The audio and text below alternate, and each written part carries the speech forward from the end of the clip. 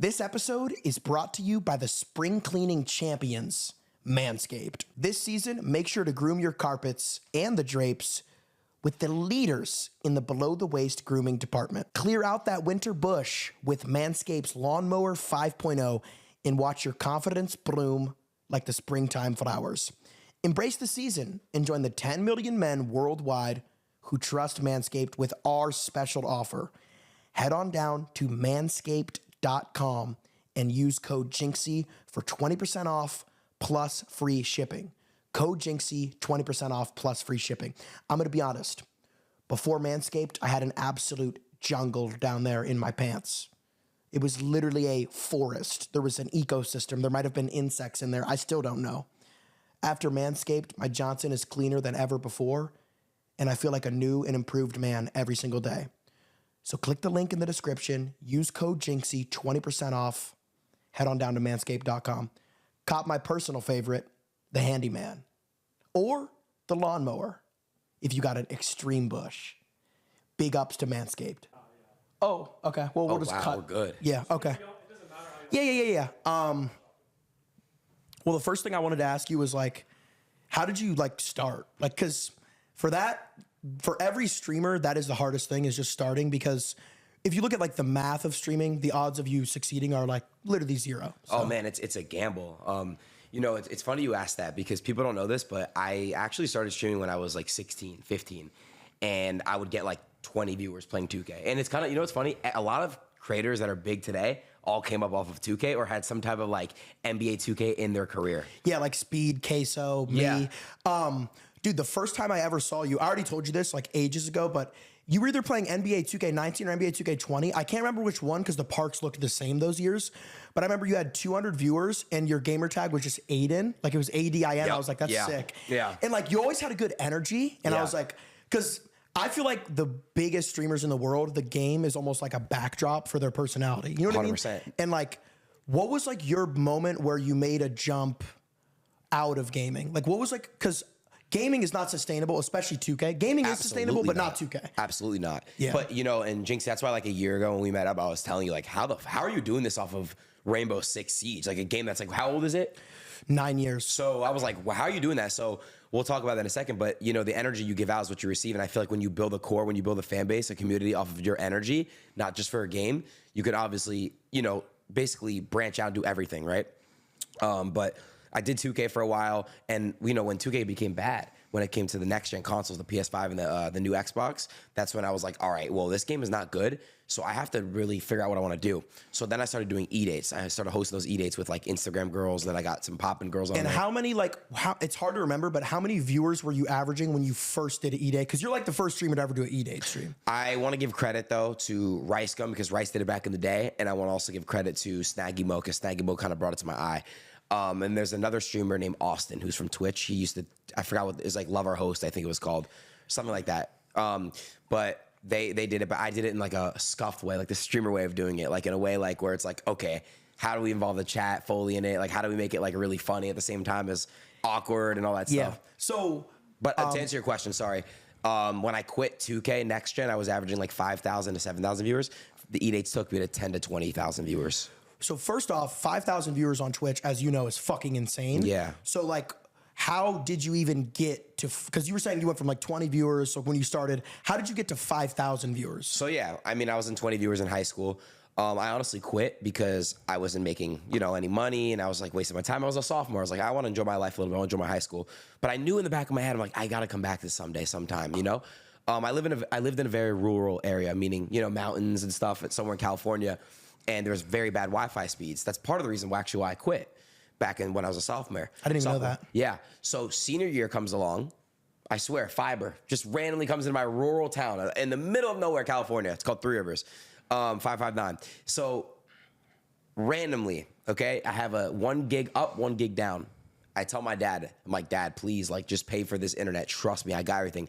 I just worked as a busboy to get all my, I had a blue Snowball mic. Yeah. I had a crappy Logitech mic, camera, like very bad mouse, keyboard, and just my console and Elgato. I just made it work. But my dad paid for the internet. And it took me a few months in high school to actually make, I think, like a couple $100, because I found like a gifter that gifted me and stuff. But yeah, man, I think like having, balancing high school and balancing streaming, it was really hard because I missed my prom. I missed all the dances. I missed all the fun parties and stuff. I got to do it a little bit, but I locked in. And Jynxzi, I saw that you have videos too of you like speaking to yourself in the future. Yeah. I have those as well. I was literally, that was my next question. Not question, I was just gonna bring it up. Like, that video you recorded when you were like probably 18, senior in high school. I was 17, 18. You were like, I have one viewer in here right now, Yeah. and I'm missing like prom. On New Year's, yeah. How deeply do you like believe in like manifestation? Oh, it's real, man. But I think like, okay, here's the thing. I don't know, and you tell me, because you're at a point now where you're reaching, you're reaching peaks, you're breaking records, right? So I want to ask you a question too, because when I was kind of grinding for this, it's different than when you receive it, if that makes sense. Like, yeah, I mean, not as far as like your hunger goes. I mean, of course your hunger changes, but it's kind of like your mindset in a way changes. Like when you're grinding for when you have nothing, and then like now you have it, now you just have to sustain it. Dude, it's different. It's like I think the best saying or quotation I've ever heard on that is like, you look at a dog when they're starving, it's like they're going to do whatever to eat. Like they might kill a rabbit if they have to do that to eat. But when the dog is like fully eaten, it's way more like domain and like well kept. So it's like, for me, it's almost about, I would say, like, I just have like a lot of purpose when I stream, like knowing that there's a lot of people. I'm sure you have the same thing, like with you have a very strong community of people who do rely on you to provide entertainment every night. Yeah. And sometimes it gets overwhelming, but I feel like what you just said is a good point that not a lot of people think about is, the grass is always greener on the other side. Like you have all these dreams and aspirations, but once you get them, it's like, it's almost not the same feeling as you thought you would get. Yeah. Like when you have all the money and all the fame and all that at such a young age too. Yeah. Yeah. It's like, it's traumatizing, bro. People don't really talk about it either. I'm not complaining, by the way. I'm not going to say, this is harder than a 9-to-5 job, because it's not. I mean, streaming, we have it very lucky. We're blessed. But it can mess up your brain too. I noticed that recently, especially with these Twitter communities, man. Oh my God. It gets really, really bad. And I had a breakdown a couple times about it. And people are like, "Oh, you're being a lesbian. You're freaking out. You're too emotional." But they don't get it, man. When you have a lot of pressure, you have a lot of eyes on you. Sometimes it's hard to maintain it and try to make everyone happy. That's your goal as a creator, make your community happy, right? And I think sometimes like it's really hard to make every single person happy. Yeah. So when was like, for you, when would you say was the first moment where you did feel like your brain was fucked up? Because I've actually, dude, I've been watching you literally forever. And I remember you were talking about this probably like last year. But you were saying like almost at a young age, you felt like you kind of beat the game of life at a very young age. Yeah. Like a lot of people, they don't get rich or wealthy till they're like 35, 40, 50. Yeah. But like if you're 21 and you're like a multi-millionaire, that's going to fuck your head up. No, yeah, bro. I've been a millionaire now for almost, I think like 3 years, almost 4. So like, it's just like, for me, it's like, and we missed a very important step in my career, the GTA SSBRP world, which also made me like my first couple $100,000 check. And when you see that type of money at such a young age, you kind of almost don't know what to do with it. You need like to be advised, bro, because it's just too much coming in. It's just so much going on. And I say it all the time. Us streamers, man, we're like the new. We're lit, like as far as like we're like the new age of like entertainment. So we're kind of like I don't know how to really put it. We're just kind of like that. We're them. Like we're them. We're him. For like the younger kids, like me personally, I would much rather watch a stream than a TV show. Me too. Obviously, like it's just way more entertaining. No, way more entertaining. But like, because I think you may have talked about it before, but have you ever worked a job or did you just go right into streaming? No, I had 2 jobs at 2 restaurants, and I had 3 jobs. I cleaned Airbnbs for a summer when I was a junior. And then I had when I was a freshman going to my sophomore year, that summer I did busboy. I was a busboy, and then the summer before my senior year, I did another busboy job. So I was basically just cleaning tables after waiters and waitresses. So you kind of understood the value of money early when you were working hard for it. Of course. It's hard work. I mean, and bro, that's busboy. I can only imagine what people like construction workers and stuff have to do. Like that's some real hard labor. So like, I'm in the middle of Central California. It's 107 degree weather. I'm working outside bussing tables and I'm sweating my balls off. And so it's like, damn, like I want to be inside playing video games for a living. And you were talking about like SSB World with GTA. How did you even like set that up? It was actually T Grizzly. He invited me to his server. I forgot how I got Grizzly World, right? Grizzly World, that was a huge server. Great server, man. But they were being weird. It wasn't T himself, but his owner or somebody was just like, hey, you can't have all your SSB boys in. You can only have like 2 of them in. I was like, what the fuck? Yeah. So I was just like, can I curse on here? Yeah. Oh, hell yeah. We'll just bleep it. Oh, okay. So I was like, I'll just repeat that line. So I was like, what the hell? You don't have to bleep hell, do you? No, I mean, it's YouTube. I mean, no, you don't have to. Okay. So I was like, bro, what's going on? Like, I can only have 2 of my friends in this server. That makes no sense. I have a whole gang I want to put in. So we're like, all right, we're just gonna make our own world. Made our own world. We shat on them. And like I said, it wasn't against T Grizzly. It was just against like the guy who's actually owning the server. T was just representing it. And we made our own world, and we had everyone starting to come in. We had like Travis played on it. We had like a lot of people. Logan Paul. Like we had like a lot of people just at that time. Rice was getting a lot of girls every day. It was great. It was great. We had a lot of people coming in and out. Yeah. So what was like, okay, with SSB World, because I guess T Grizzly was like the first person who was outside of being he was a rapper, but he made a. Oh my God, I spilled a drink. No, you're good. Wait, nothing came out. Wait, actually? Like 4 drops. Okay, yeah, you're fine. Oh, my heart dropped. Yeah, I'm sorry. But like, so you wanted to play his server, right? Yeah. But then they were like, you can't bring like your whole squad. Correct. So you were like, fuck that, I'll just make my own server. That's always my mindset, Jynxzi. It's like, if I don't do your own thing, do my own thing. You know, I always take a leap of faith because, you know, I could have just basically made my own server, could have flopped, and then what would my career be?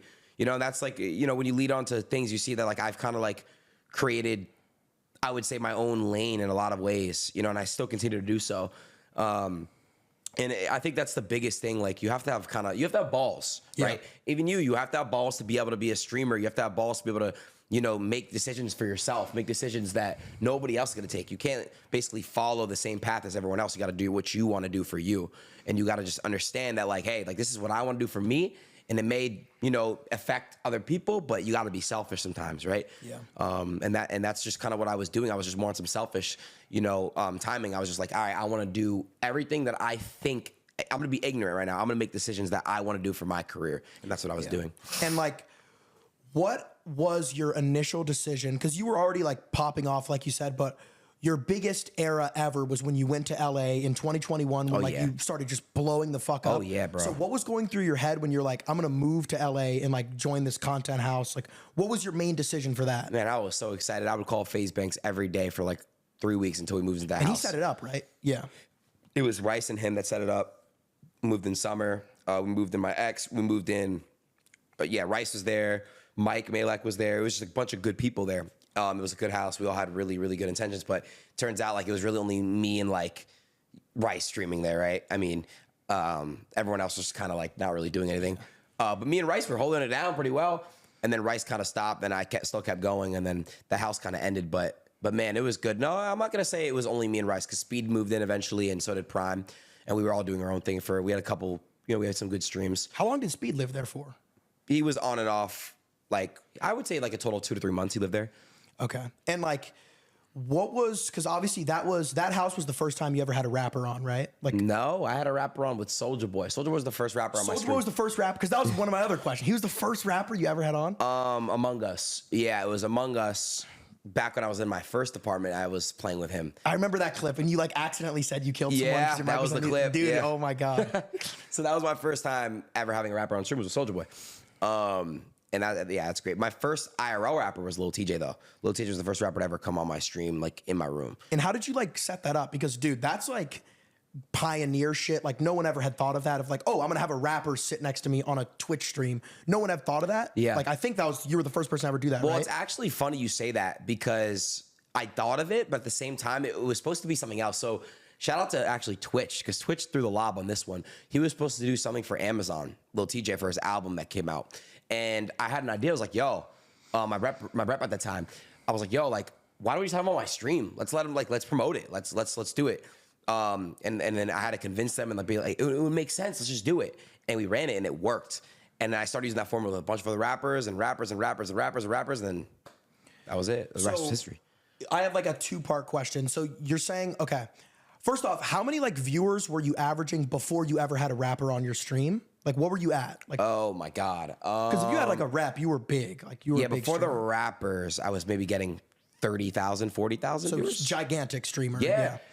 And people want to, I mean, People say that's quarantine numbers. I mean, still, I agree. I think when everyone was inside, everyone was like, really not working, and they could really just watch streams, watch shows, and all that stuff. So, bro, when I was peak April or June of 2021, man, I was getting 120,000 average. Yeah. And that was just because and that was while XQC was live too. Me and X were getting like 120K. Then I would do streams where I'd get 200K and 250K. So it all just varies. But I mean, you know how that works. Yeah, dude, I think the thing that jump started my stream was quarantine, because like before quarantine, I was at like 100 viewers, or no, honestly, before quarantine, I was at 0 viewers. Like that was when it was my senior year of high school. They're like, oh, we'll be back in 2 weeks. That's what they told everybody. Cause you're a year older than me. So like you were the last like graduating class. Yeah. Right. Cause you graduated in 2019, right? Yes, I did. Class of 2020, it was fourth quarter. They're like, we'll be back in 2 weeks. So I was like, okay, you know how online school is. You can just cheat on everything. Yeah. So I had like my whole day was free. So I started streaming, and then what happened was everyone was on Twitch because all these kids are in these Zoom calls listening to their teacher, because that was all new. So like I'll just pull up the Zoom call, I'll turn my camera off, and then have Twitch in another tab. And that's when like you see XQC at 100K viewers, you were at 100K viewers. Not that it was like quarantine made, but quarantine helped every streamer. Everybody. In 2020, 2021. So like that was a big jump starter for me. And like for you, like you said, like that helped a lot too. You know what I mean? No, 100%, bro. And I'll never forget when I first saw you. You had 3,000 viewers. And, really? And Cheezer showed me you. Dude, I think that night Cheezer like DM'd me, because Cuffham DM'd me too. Oh, really? Yeah. That's funny though, because I'll never forget. I was like, what is this? Who is this? He's like, dude, this is this is Jynxzi. I'm like, what does he do? He's like playing Rainbow. I was like, isn't this game it's like 10 years old? And it was just funny. I watched you, bro. I was just like your little twitching and shit. I was just like dying. Me and Cheezer were just watching you off stream, because we would play games off camera and I'd have people's streams tabbed. Same thing as you do, like just have it tabbed. Yeah. And we would just watch you, bro. It's just crazy, like to see how far your blow up came. Like I think like watching like your blow up, Speed's blow up, like Kai's even, like it's just so like cool how it works, because you could see it gradually be done. It's like month 1, month 2, month 3. It's like you guys climb and climb and climb. I love how it works. And then it's just like you build a core out of it, bro. And it's just beautiful. Like I really love it. It's like art in a way, Yeah. And like a couple minutes ago, you were talking about like leap of faith and shit. And I think the biggest like big like decision you made was like going to Kick, because when you first went to Kick, there wasn't even an app. Like now Kick has an app, like the servers are better. Cause I remember even when XQC, his first night on Kick, he crashed the server. Like because he brought like hundreds of thousands of people to Kick. Yeah. So like obviously now Kick is way better than like day one. Of course, anything gets better. Yeah. But like what was like your ultimate like decision as like why you wanted to leave Twitch and go to Kick? So I said this on my stream. So there's a few reasons why I wanted to leave Twitch. I actually had the biggest ad deal. Me and XQC, I think at the time, had the biggest ad deals at the time. I had like the crazy split one. You know what I'm talking about? Yeah. So majority of your money was from ads. Yeah. I was making so much. I was making so much money. So I think when I left Twitch, it was more because it wasn't even a freedom thing. Okay, so I wanted to have Ye on stream back in 2022. And I was told by... And he was like kind of down, right? Because didn't he like text you? Down. Yeah. I couldn't do it because Twitch said like, hey, if you do it, just letting you know, if he says anything out of pocket, we have to take your channel down. So I was like, wow, okay. So I couldn't really have Ye on my stream. That's like someone who would pass down like a Ye stream, nobody. Right? Yeah. So I'm like, wow, okay. And then at that time, gambling got banned. And then I think like it was just a mixture of that. And then, I love to gamble. So it was a mixture of that. And then it was just like a bunch of things coming into play, like Twitch just making weird policy changes and rules I didn't like. And I was like, Eddie came to me with this thing. He was like, hey, bro, like I'll give you equity. I'll pay you this much. Run it with me. Let's just see how far we can go. So I took the equity. It's crazy having equity in a major streaming platform that we just turned down $1 billion. Yeah. So, I want to see what we can do. And it's like, I took a leap of faith doing that. And I think it's paid off so far. And I think we got some new signings that I'm excited to announce. So I can't wait for them too. Dude, because I remember it was like last Super Bowl. That was your first stream on Kick. And I was like, because I saw it and I was like, what? Like there's a fucking new streaming platform. I know. No one would ever anticipate that. And like Kick, like whether someone's a Twitch streamer or not, like it actually is competing with Twitch. It is. No one can fucking deny that. Yeah. And like, to be fair, like people will say like, oh, I'm glazing. Like you are the reason. Like, cause if you didn't go, like maybe XQC wouldn't have gone because it's more risky, right? It was a domino effect. Actually, it's funny. I think, okay, so I'll explain how it went down. I would talk to Bruce every day for like a couple weeks trying to convince him to come to Kick. And I feel like Bruce coming, nobody really talks about, but Bruce joining Kick made X come, because everyone's like, oh, Bruce came. Okay, so now X came and now it's solidified. So I'm going to tell you this. These big 3 people I really want that I'm really pushing, I think that's when people are going to really start to be like, okay, like, whoa. Because I think that what people need to see now is I want to see Twitch make changes for their creators too. Like, I want to see that. I want Kick to make changes that are for creators and Twitch. So like, it's better for you, better for me. So it makes the platform, it makes the whole streaming space grow, if that makes sense. Yeah, because I've said this before, but like without Kick, Twitch before could kind of just do whatever. Yeah. But like now with Kick, like Twitch has to like make their like Jynxzi, platform better. you and Kai will never and definitely ever get suspended from Twitch. You realize that now, right? I mean, if I did like some crazy shit, you wouldn't, bro. I'm telling. Well, you know what I'm trying to say. Yeah, though. yeah. Like within reason, like I don't think like Twitch would permanently ban like one of like the biggest streamers unless they did something Jynxzi, fucked. do you know how I got banned in 2022? It was unmoderated chat, right? No, that was 2023. Oh, what was it? Where it was your age's stream and a word was said. Oh, you were calling him and you didn't know he was streaming. Yes, I remember that. I got definitely suspended for that. Indefinitely. Let me tell you right now. How did you get unbanned then? Oh man, you don't know the story. No, tell me that. Let me tell you the story how I got unbanned. Okay, so in 2022, supposedly, somebody named Alan Moss dropped the F word while Your Age was live. I got suspended for a whole month from that, but I had to basically prove that I was innocent. I flew to a random city in Texas, and I took a lie detector test, and I had a bit. You're kidding. Citrus, am I lying? Bro, you took a lie detector test in Texas? To prove it wasn't me. Yes, and it wasn't me. And I passed the lie detector. That is insane, bro. That's how I got unbanned. Have you ever told anyone that story before? I said it one time, but now you know. That's insane. On stream, you said it. Like people didn't really care about it because like they didn't really believe it. I'm trying to tell you, it's real. Okay. Yeah. What was like to kind of back what I was saying? But back Jynxzi, if you were to let's just say do that, which I know you wouldn't, but like if you were to do that, they're not indefinitely suspending you. Now you know why? Because now that Kick's a thing, and they know, oh, if we get rid of, Jynxzi, or we try to show him any type of, we don't basically reassure him in a way as a creator and show you their value, that they're gonna basically just be like, oh, Kick's a threat. You know what I mean? So I don't think that you and Kai can get indefinitely suspended so easily now. I think the moderation team on Twitch is a little bit less strict. I honestly, like, I don't know. Like, I definitely see your point, because it's like there's another platform for streamers to go to now. Before it was just Twitch. I think I don't know. Like, I think Twitch's moderation has gotten better recently with like context, like that shows the whole minute of a clip instead of just like showing a clip. Yeah. But I get what you're saying 100%. Like, because now there's another platform. So like streamers aren't just pigeonholed to one platform. Yeah. So like the point you're saying makes sense. But yeah, no, I mean, I don't know, to be honest. When I first we were talking, you talk about Kick. I forgot who you had on the pod. I think it was Moist. I do want to tell you that what you said was right. I'm gonna tell you, because I was talking to XQC about it. There's like maybe 3 or 4 or maybe 5 content creators that give Kick a really bad look. Yeah.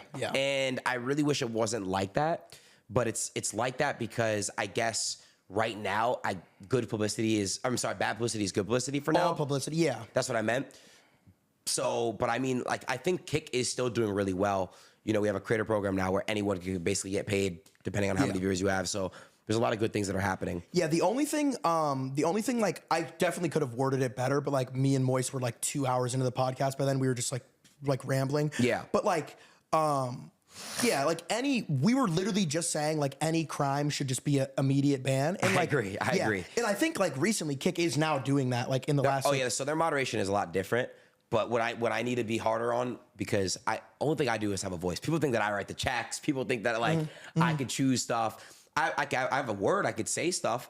But at the end of the day, the moderation team, all these people make their own decisions. Like if I'm like, hey Eddie, I want Jynxzi to come to Kick, I can't just write Jynxzi a check. Eddie has to do it. People think that I do have ownership, but I don't have, you know what I mean? Like I'm not authority. What you're saying. Yeah.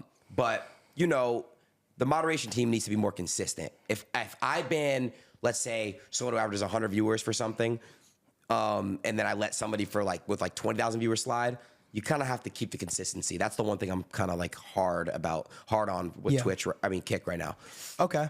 And like to kind of like, we're in 2024 now, but to backtrack like just a little bit, because you were talking about how you went to LA and like that was like, you know, you were able to do a lot of like rapper collabs and that was like your big blow up era. Yeah.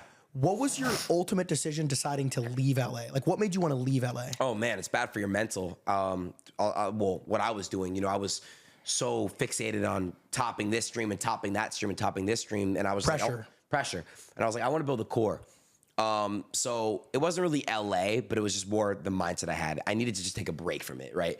Because I ended up moving back to LA back in 2022. But yeah, man, the pressure you get, I swear sometimes when you're trying to reach peaks and stuff, it's hard, man. Dude, yeah, because then it's like back when like you were like 2021, 2022, when like you have all these big streams, it's like people start to look at you as like, oh, well, what's he gonna do tonight? What's he gonna do tonight? Yeah. And like some days you're like, I just want to like react to Discord. You know what I mean? Like I don't want to like I don't want to have a super guest on every night. Of course. Yeah. So that's what I was doing though. You know, you have to balance that out. And so I wanted to basically build a core.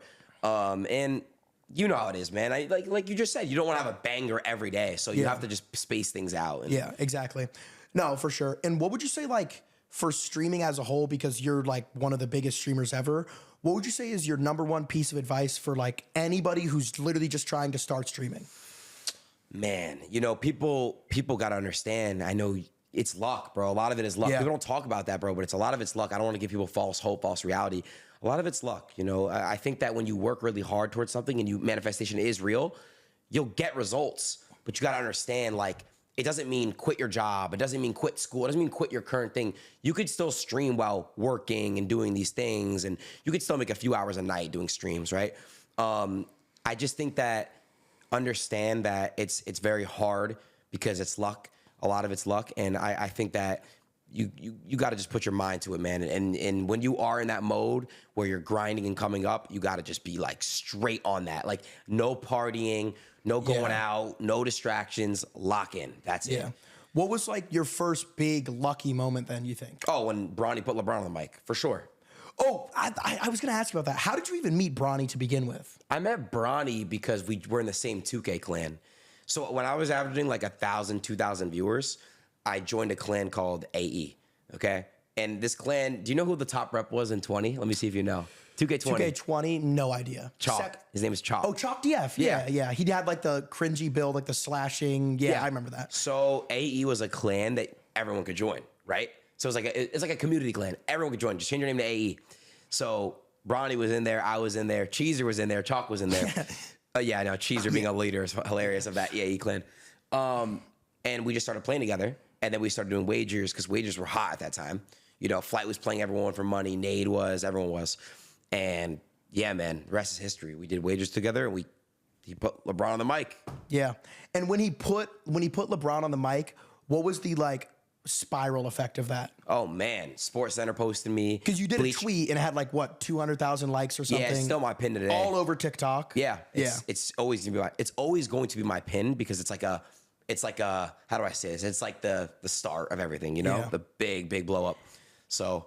Yeah, man, it changed for sure. I went from averaging 1,000 to 2,000 viewers to like 3,000 to 4,000. Like overnight. Fuck. Yeah. You doubled overnight. Up. Yep. That is insane. Yeah. And then that makes sense as like your big, because like, dude, a lot of people have big breaks and big lucky moments, but they don't capitalize on it. You capitalized on it. No, of course. I love when people say like, oh, Bronny made you all these things. It's hilarious though because Bronny would collab with like a bunch of other creators too.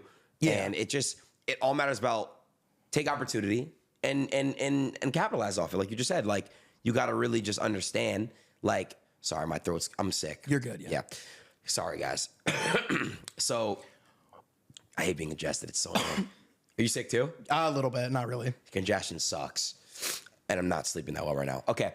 Where was I? So you got to capitalize off any opportunity you get, right? So like, you know that, man, like whenever you have any sort of recognition or anything, sometimes people get lazy and stop, but you got to really, that's when you go harder at something, right? So that's what I believe in. So how old were you when you made like your first $1 million? Were you like 20? 19, no, 20. Dude, so you were 20 and you made your first $1 million. I was 20 when I made my first $1 million, yes. And did that like fuck your head up at all? Like of how insane that is or no? It's a funny story. I was going to buy a Tesla Plaid And I was with my dad. I remember this at my house. I was like, hey, Dad, like, I want to buy a car. I think I made enough money to do it.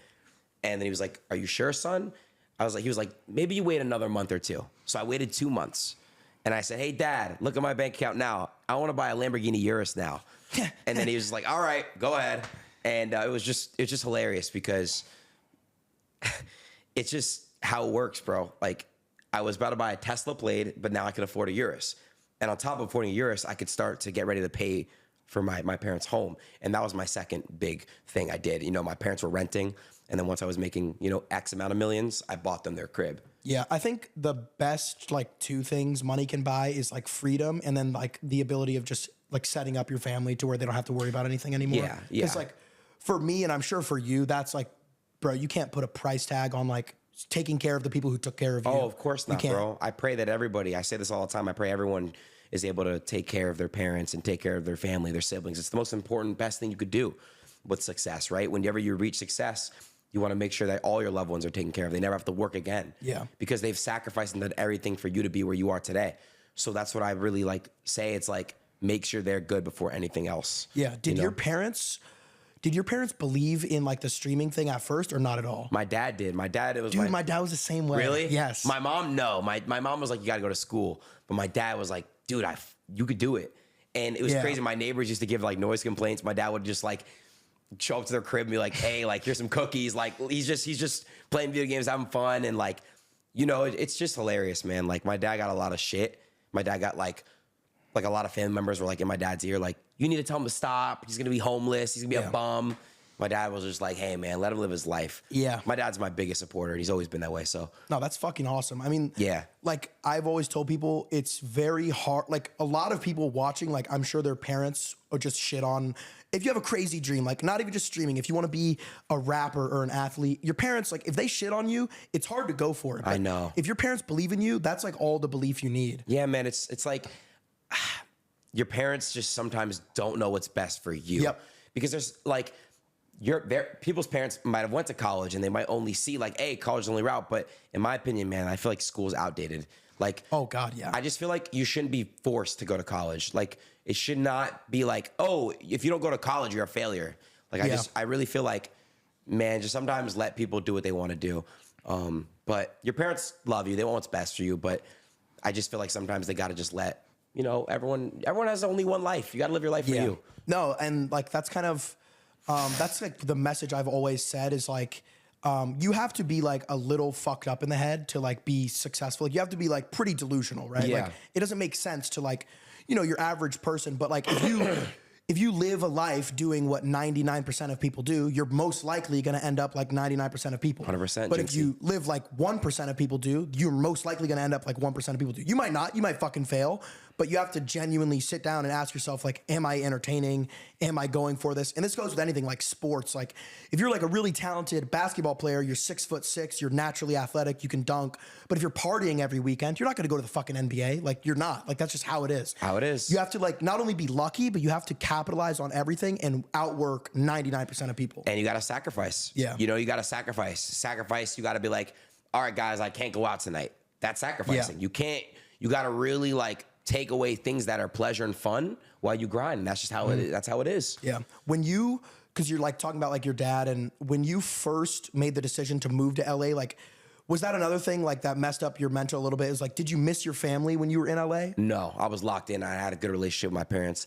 You still call them, like, every night? Yeah. But it is scary. That's when lockdown happened. And, you know, it was just me and my sister living in an apartment, and we were alone. We had to, like, man, that was scary. And, like, downtown LA, too, during that lockdown, it was really scary, bro. But, hey, man, we made it work. And it's just, the world was crazy. And I feel like at that time, everyone should have been with family, but we weren't. So what was, like, if you look back on your whole streaming career, what were, like, your top 3 favorite streams ever? Man, Jynxzi, that's a hard one, bro. You've had some crazy fucking streams, bro. I have. I'll tell you what. I can say mine first of, like, yours. Oh, okay. The first time you had Tate on was, like, insane. Okay. That was crazy. Okay. Uzi was insane. He literally made a fucking hit. Yeah, that like, was great. What the fuck? Yeah. And I think one of the funniest ones was probably the Blueface stream. Like, that stream was funny as fuck. Okay, yeah, that was a good With, one. like, I think a DDG was there too. Yeah. And you guys got, like, stoned. I loved that stream. I don't know why. Yeah. My top 3 is probably my 2K20 stream where the Adin Bronny Tyceno wager. I put that there. Bro, that stream was fucking insane. Yeah, it was just what was that word? Monumental. Thank you. I'll put that there. I will put the Tory Lanez there. That stream Freestyle. was I left that stream was insane. I forgot about that stream. He made a hit too, bro. Yeah, that was nuts. And then what was your third one, would you say? I'm gonna put the mall stream in there. I just rented out a mall. That stream was sick. I love that one. It was great, bro. It was just great energy, good vibes, good people, and it was great. So there's so many more I could put in my top 5, top 10. I mean, that's the part of, when you've been streaming for years, you're always gonna have things you like and don't like. And I feel like what I've found the most of what I do like is surrounding yourself with people with really good energy and positive vibes and people that want to be on camera, want to be with you, so it's not forced. Because I've had people on stream that just don't want to be on camera. Yeah. You know what I mean? Have you ever paid for someone to come on your stream or no? Besides Cardi. Okay. No. Besides Cardi, that was the only Besides Cardi, nobody has ever received a dime to come on my stream. Bro. And honestly, I'm actually surprised. I figured a lot of them were free, but some of them maybe. But because I feel like the vibe of paying someone to stream with you is already, you're already operating on a loss. So the story behind that was it's Kick's money, right? I didn't pay a dime. Kick paid it. And you didn't spend 1 cent on the Cardi stream? No, not at all. So what happened was Kick was I'm not going to say who, but there was a mutual with Cardi, and he's trying to basically find out how to stream his album on a platform. And he was like, okay, what's Kick offering? Let's see what they're offering. So I went to Eddie and we talked about it. Okay, let's do a stream and let me show you how crazy Cardi is. We're going to end up crashing Kick. I was right about that. And then we'll do a second stream after. So we got a price arranged, and what was the price for the Cardi stream? it was not $2 million. It was under that. It was way under that. I'm not going to say the exact amount. Still insane, but yeah. Way under $2 million. It was actually Cardi that made me tweet out the 2 mil thing to promote it. I don't know. He just wanted it to be known that it was for 2 mil. I don't know. Just aura shit. Aura shit. Yeah. He you only spoke to him for 6 minutes? Nah, but I talked to him off camera 3 times before that. So that's why I was thrown off a little bit. What's his aura like, actually? I mean, he's so rare. That's the other thing. He is very rare. When do you see Cardi on a fucking stream? Never. Yeah. I don't think it'll ever happen again. And I just think that, man, I spoke to him off camera. That's why I was kind of a little thrown off, because on camera it was just completely different, and it was just dark energy. It was really bad. Yeah. Were you shitting your pants the whole time? I was nervous, bro. I could hear the nerves. Yeah, bro. I was just kind of I'm a streamer. I just want to stream, and you were in a black gated room. He chose that. I know. That's aura. That's fucking aura. So that's what aura is. Oh hell yeah, bro. But he wants to scare you, dude. Yeah, I guess so. He wants to keep the darkness. Yeah, bro. But yeah, man. I never again. We never ever gonna. I told Eddie. I said, look, Eddie. He paid well under $2 million. You got number 1 on Kick. You made a lot of people made accounts. Excuse me. I hate being sick. And we got what you wanted. So Eddie was happy with the results. But yeah, that's what happened. And I think it was 4 days later or a week later, the 21 Savage shit happened, right? With the cards. 21 was before. Was that insane? Was that that's the craziest thing I've ever seen on a stream. The 21 thing was crazy. I speak to 21 a lot, actually. You guys are cool now, right? He's a good guy. He's a good dude. And we spoke about everything a lot. We spoke about everything off camera. And we really, we're going to do some cool stuff for Atlanta. We're going to do something, a bigger stream. But yeah, man, everything with him and I are cool. Cool. No, that's good. That's good. Because I'm glad that it was handled well. And it didn't get weird. But no, because anything that happens on stream is it's hard to control because it's just live. That's why people love streaming as opposed to YouTube, is because there is the element of something going wrong. People love that shit. People like just disaster. If they know there's something that could happen, it's all live, uncut. That's why streaming blew up. You know what I mean? People love that side of it. Dude, it's with Ice Poseidon even, right? Ice Poseidon did the unthinkable. In my opinion, Ice Poseidon is the greatest IRL streamer ever. Because he literally changed the game with the IRL streams. He's just different. Okay. And Ice Poseidon, he's been around fucking forever, right? Forever. Over 10 years. Oh, yeah. Who would you, or not who would you, how did you meet everyone in SSB? And what are your thoughts on SSB now? Oh, Jynxzi. Because I have my own thoughts on SSB, but I want to hear your thoughts. All right, Jynxzi. So I met Cheezer sorry, I met Prime first. I met Prime back in 2016. Him and I used to play NBA 2K16 Park together. I met Cheezer in 2K20. Actually, the end of 2K19, I think I met Cheezer. He was in college, and we were both averaging like 100 viewers. I met Schnaggy Hose because he was in Flight Stream a lot, and I was just like, all right, well, this guy's funny. I found him averaging like 100 viewers. I picked him up. And then I met Cuff'em because he was basically like scamming and hacking PS5 accounts, PS4 accounts. Actually? Yeah, for money. So, and he was scamming like Gold Rush events. Yeah. Sorry, everyone, I'm sick. I'm trying to clear up. And then, am I missing anybody? Well, now Convy. there's like Convy. I met Convy back in 2K21 because he's just a 2K streamer. So you basically met all of them through 2K? Yeah, or like a 2K pretty stream? much. Yeah. Yeah. Okay. And like, what do you think of SSB? Like, do you feel like They're like what do you like honestly think of SSB? I mean, they're good. They're good people, I think. Yeah, for sure. And I enjoy hanging out with them off camera. But I think, I'll be honest, I say it all the time. I just think they take their opportunity for granted. And it sucks because I don't want to be mean or I want to be their friend, not like their boss. It's tough to like intertwine friendship and business. Yeah, for sure. yeah, bro. Like, I don't know. I just don't want to be I don't want to be looked up upon. Like, I don't want to be looked on a pedestal because they're my friends. But, you know, at the same time, you know, I got their deals combined together. Like, they came as a package SSB deal.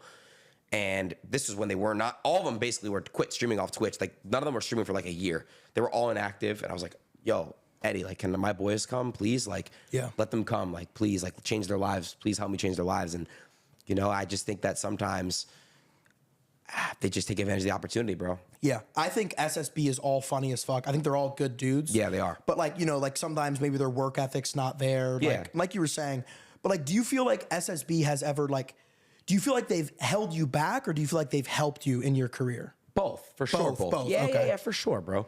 I'll give you an example. Because like if you're playing GTA with Cuff'em and Schnaggy and That's what I'm saying. It's gonna be funny as fuck. Yeah. So back in the GTA days and even 2K days, you know, I played with Cuff'em all the time. Cuff'em was my duo when I wasn't playing with Bronny, right? Cuff'em was my main duo. We played every day. So he helped me for sure because he's my duo. He's entertaining. Shout out to Cuff'em. And then as well as GTA goes, Cuff'em's GTA content was great as well. He was great at roleplay.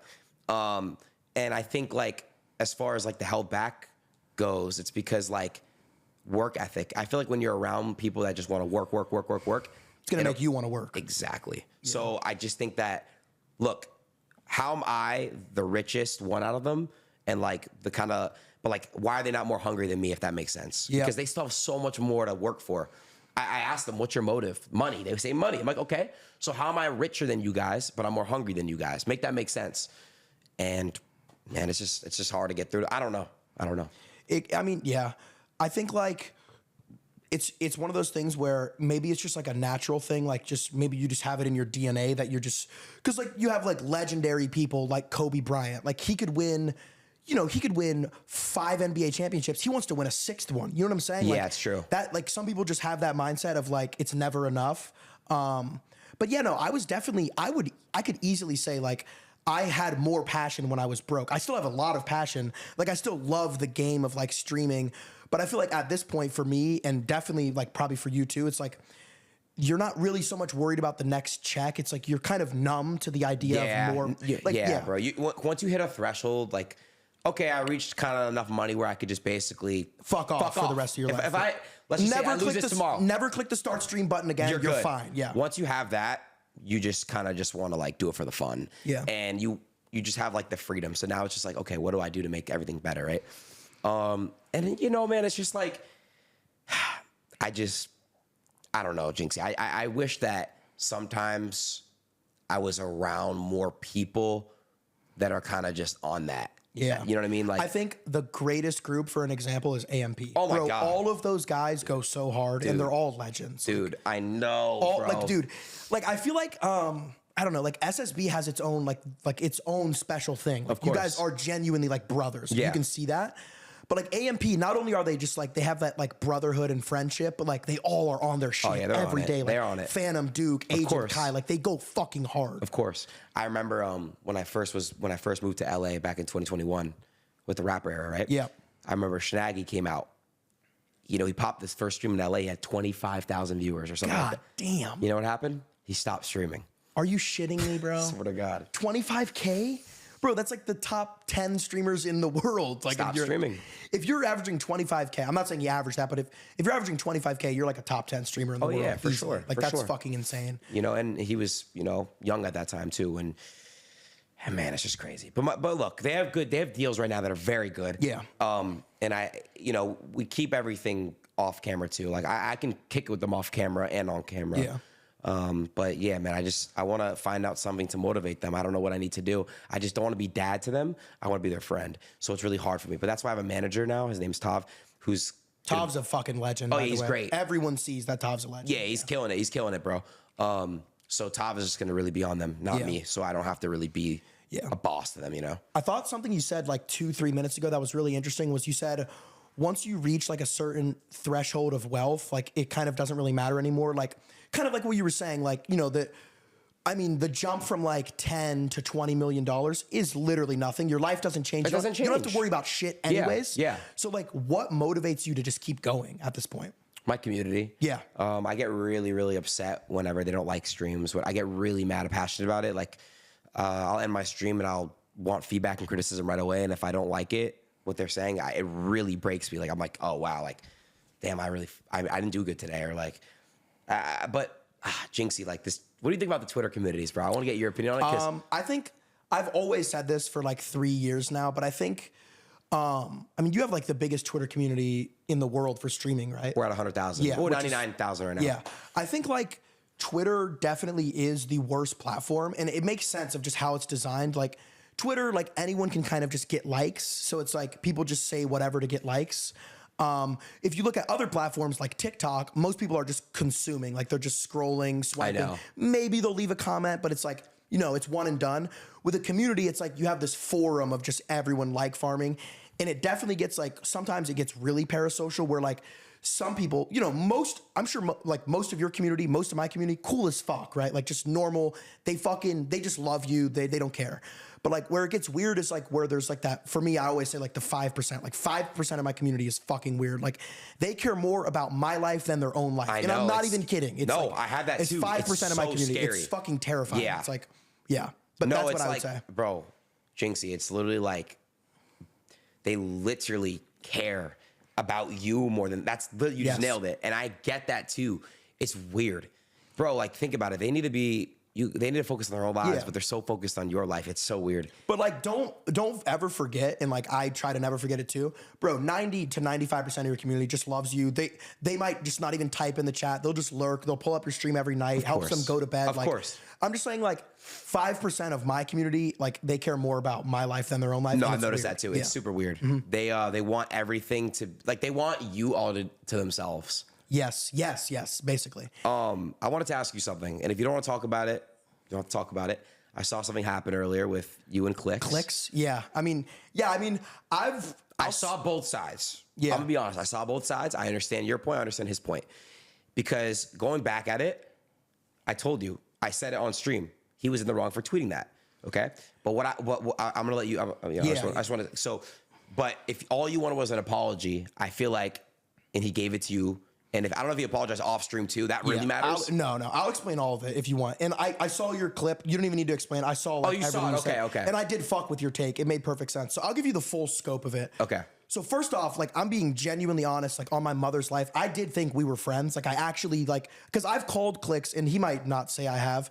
And I don't really want to like get back into it, but we can because now that I'm talking about it, it's going to be a thing again. But I don't care. Do you not want to talk about it? No, I'll talk about it because I may as well, right? I mean, who cares? The reason why I'm bringing it up is going to be another thing I wanted to bring up about streaming, relationships and stuff. Yeah, but I wanted to bring that up too. But okay. So what I'll first say about Clicks is I genuinely did consider myself friends with Clicks. Like it wasn't a lot, but you know, we called off stream about other shit. Like I was asking about like just some other shit like Fortnite shit. And like I did consider Clicks like a friend. So I would say like I expect that behavior from like a 11-year-old on Twitter, a 14-year-old on TikTok. But I feel like if you're a streamer and Clicks is a big streamer, like one of the like probably top 15 streamer in the world in America, like you have to understand like your platform and like when you're doing it all live like that, you're just kind of throwing me in, because I don't get into like beef with streamers. Like I feel like there's no other course of action. And what you were saying about the apology, it wasn't a real apology. He said it like 6 times. So He said, I'm sorry you got mad. Like, I'm sorry you got mad. That's not an apology. An apology would be like, first off, we don't even do it on stream. You call me on some shit like, yo, that was like weird. I was literally just trying to like start up shit, which he was, like everybody could see that. But it's like, I never got that. It was just like, I'm sorry you got mad. And he said that like 6 times. So there was no off stream. Nothing. Nothing. It was, okay. I called him off stream. Okay, I'll be honest. The biggest fuck up I had, he texted me off stream and said like, yo, can we call like that night? And I said, get the fuck off my phone. Cause like, I'm like, I considered this guy a actual friend. Like I always fucked with clicks. And then it's like, now I don't. So I'm like you too. I'm emotional too, and like whatever. I get mad. So like, you gotta give me like a day to talk. I'm the same way as you. I need a day. I need a day. Yeah. Well, I can't talk right away. I need to sleep. Yeah, I gotta like really like sleep on it. Like, don't come at me trying to fix things right away. I'm the same way as you, and everyone knows that. I'm like, people think I'm like emotional. I am. So I had no idea there was no like communication off. It was not handled off stream. Got it. Because at the end of the day, bro, that's just something that I feel like. If I'm your boy, I said it on stream. I'm not posting that. If I'm your boy, right? Yeah. Now, I don't know your guys' relationship. I don't know his side of it. I don't know your side of it. But if I'm your boy, I'm not posting that. So, but I said that. But I didn't know that there was no sincere apology. I thought if he sincerely apologized, I'm like, Jynxzi, maybe you should accept it. I would have, if he was like on some shit where he's like, dude, that's my bad. Like I was just trying to like be funny for a stream.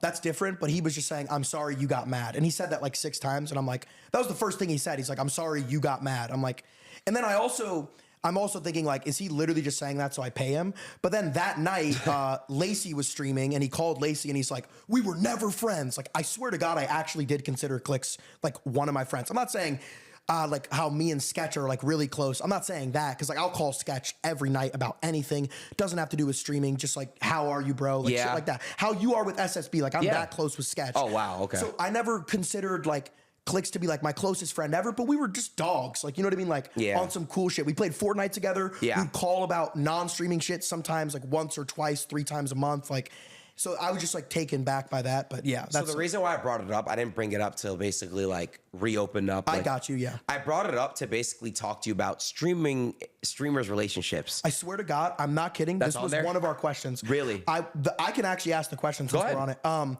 The question was like, how do you navigate dating and relationships when you are like a rich and famous streamer, on top of the fact that like you're 23?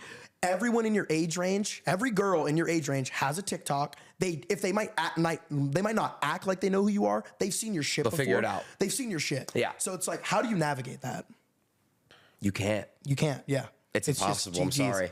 You literally cannot do that. And it comes down to it where it's like, eventually they'll just figure it out, because you know why? That 5% parasocial people that are obsessed with you, that are obsessed with me, they care so much, and they'll do and dig whatever they can to just try to figure it out, because they want to know everything about you. Do you have like a moment in particular where you were like, wow, like where it was so parasocial to where it like affected a relationship you had with someone? For sure. My ex, even the past girl I spoke to. Like the recent ex that everybody knows about. I'm not going to say her name, but like that ex, the one that everyone... Her, but it was the last one too. Oh, the last 2. The last 2, yes. Got it. Every one, bro. That's why now I don't really have a real relationship with anybody, any girls, because I know I'm too young for it. I have like 5 girls I have on rotation. Wait, hold on. What? You have like a roster? Yeah. And it's literally just like sex, that's it? Nah, I hang out with them. Like I'll bring them out and stuff. And they're cool with knowing there's 4 other girls? I mean, or do they not they're know? probably with other guys.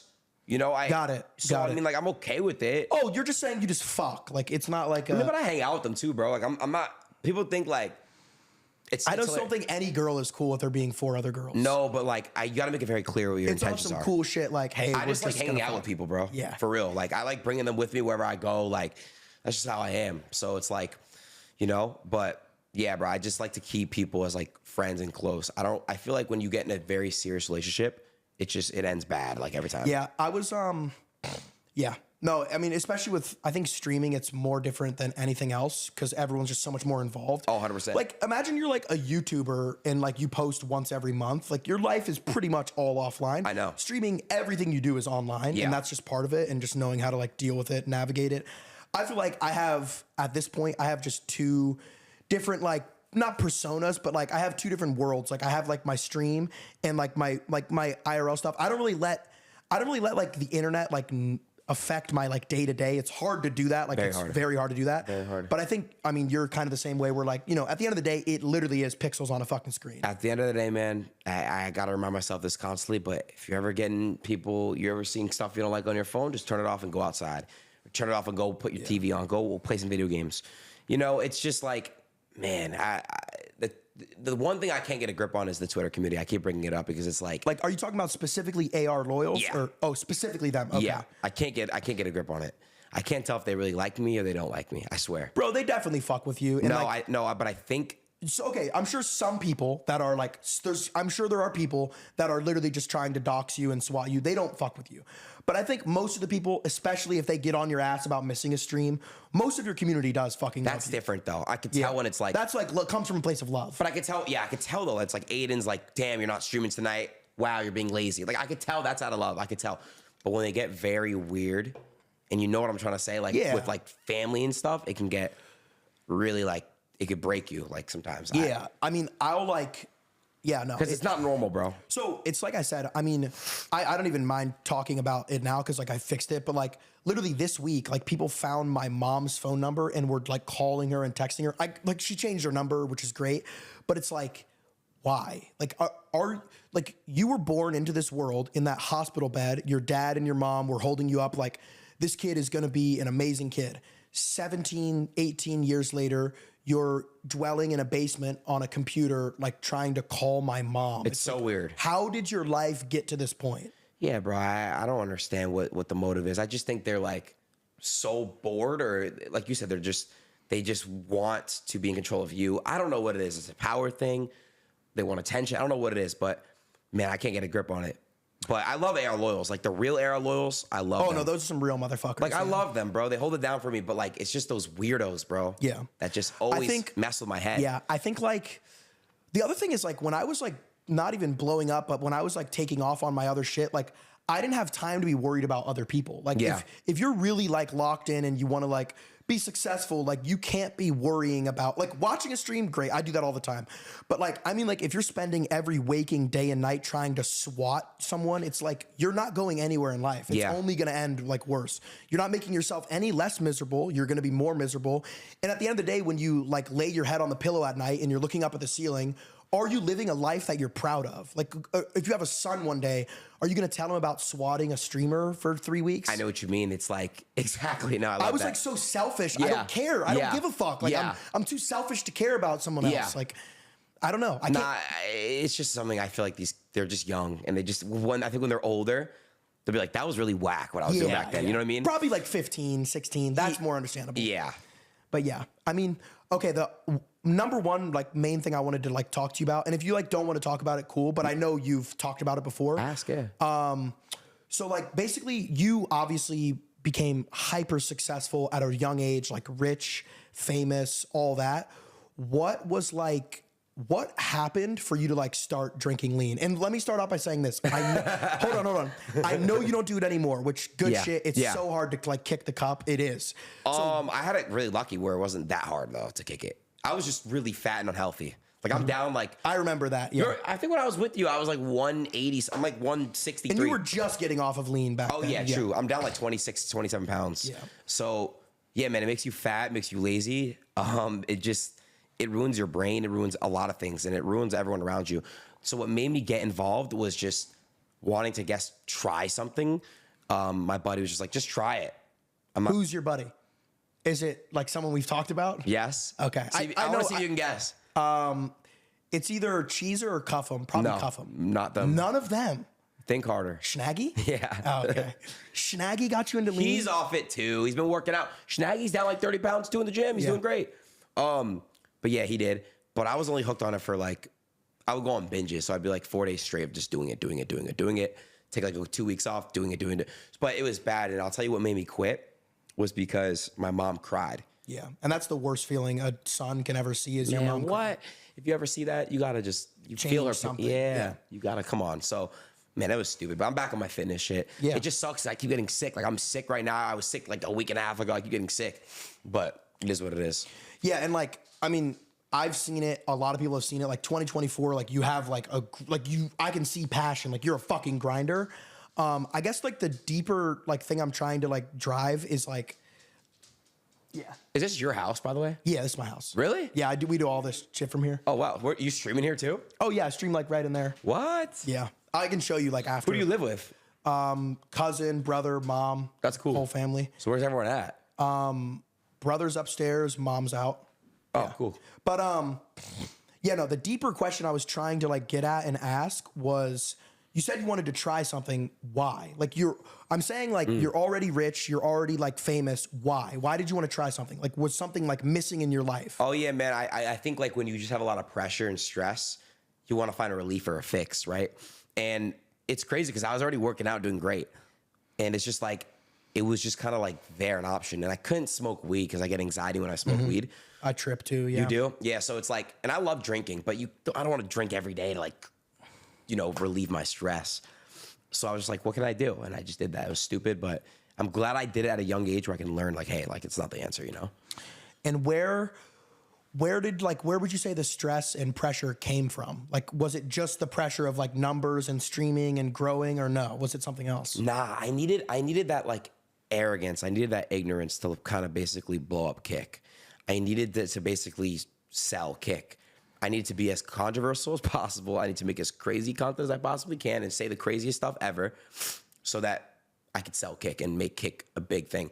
And I just did it. I had to basically, out of mission to basically make Kick known, and I was just saying the most outrageous and doing the most outrageous things. So do you have like anything in the last like year like that you like have regret doing, or do you just think everything was done for like a reason? I think everything in life is done for a reason. I don't think anyone should ever regret anything. Yeah. Because if you go back and you wanted to change something, it would change completely everything.